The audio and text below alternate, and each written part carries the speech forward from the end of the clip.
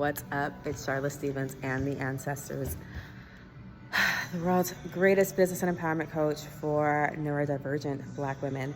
I wanted to talk about, like and subscribe wherever I'm posting this. I wanted to talk about the grief that comes from a late diagnosis. So I got diagnosed with, bipolar 2 at 37, and then last week realizing I have ADHD. And ADHD has been a bigger factor in my life because the bipolar comes and goes, but the ADHD has been here since day one, since childhood, and I never knew what was going on with that, like why I would get so upset, why I was so disorganized, why I had such a hard time keeping up with things, why I was always late, like a lot of interrupting people, fidgeting all the time, right? Just, I can't sit still. I can't watch long, boring things that make me focus, no, not unless I'm into it. If I'm into it, I can focus hardcore, right? But just these traits that got me in trouble in so many spaces. And so there's a grief that comes from reflecting on what would my life have been like if I hadn't had to endure feeling like I'm flawed, feeling like I just can't do what everybody else can do, right? I'm just not smart enough. I'm not organized enough. I'm not graceful enough, right? They're like so many, ADHD affects so many things. It affects like literally how I move in the world because we tend to be more clumsy and more prone to injury. It affects car accidents. I've gotten several car accidents. It affects your eating schedule because you forget to eat. It affects your health, your self-esteem because you feel rejected a lot. And even if people aren't rejecting you, you feel rejected because that's part of another symptom is rejected RSD. Your sleep patterns, you have a hard time sleeping. A lot of times you can't focus the same way on your job or in school or in conversations or movies.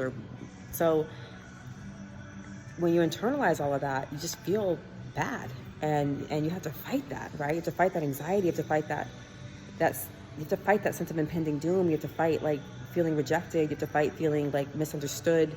And then if you can't define it, if you can't explain it, then you just internalize it. And not knowing that that's what I was like, I've done all my life sucks, right? Like really wanting to not be doing the things I'm doing or not be the way I am, but like I can't change it, right? Like I can't change it. And then having to come to the place where I just have to love me. I have to love me. I can't hate me. That don't make no damn sense. So I guess I'm just gonna love me. But just thinking back on how things could have been very different for me if I had known. So there's a grief. And I just want to speak to that because I don't see enough people talking about that. And that's part of that's part of my process of just wilding out on all things ADHD right now is because I'm reflecting. And the more I learn about this condition, the more I'm thinking about all 44 years of my life. And I'm just like, this has affected so much of my life. I mean, messed up friendships, affected my marriage, like most of my jobs, like a lot of my life. And it's hard not to feel grief around that and think about what could my life have been if my brain was, either if my brain was different or if I had been diagnosed and given the tools I need to cope and not have internalized, all of this. And all the people who will never know, like, oh, by the way, I didn't mean to do X, Y, and Z. It's just I'm wired differently. Like I'm actually neurodivergent. I'm actually like a learning disability, right? Like, and they'll never know that. They'll just think, I'm a flaky, lazy, like incompetent asshole. And it's like we're actually brilliant in so many ways. But we have to be in an environment that allows our strengths, right? So anyway, I just wanted to make a quick little video about that.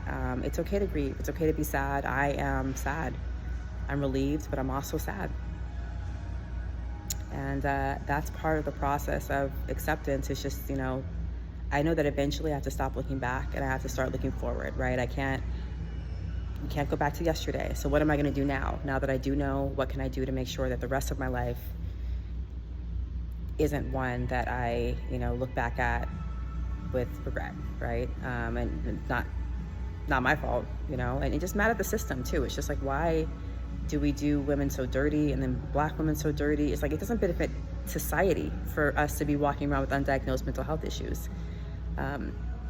So I'm mad at a number of different levels, right? I'm mad at the patriarch, I'm mad at the education system, I'm mad at so many factors, because the education system should cater to people who can't sit still, or people can't focus on this boring ass book. There should be other ways to learn, because I can definitely learn. I have a master's degree, I have 3 degrees. I graduated summa cum laude from Howard University. I can learn, but I can learn on my terms. I think I did well in college because I got to hyper focus on topics that really appealed to me. And I got to break up the schedule, right? I'm not just in class, 6 hours straight every day. Like, I got to break up the schedule so that like I could recharge, and just, it worked for me. So anyway, the grief is real. And if you've been recently diagnosed with whatever, while there might be that sense of relief, there's also that sense of, what could my life have been? How could things have been different for me if this hadn't been a factor, or if I had been diagnosed earlier? So what I do, so I'm gonna pitch myself.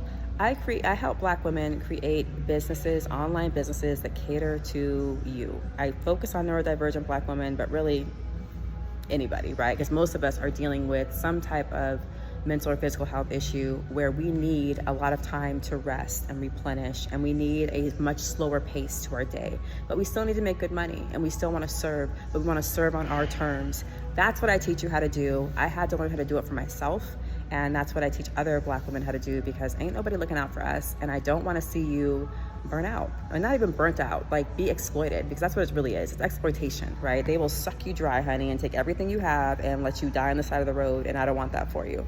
So if you are interested in receiving coaching or seeing what it'd be like to work with me, I have a lot of free events on Eventbrite, so check those out. You can also follow me on YouTube or TikTok, or I have a Facebook group, Divine Black Goddess, as well.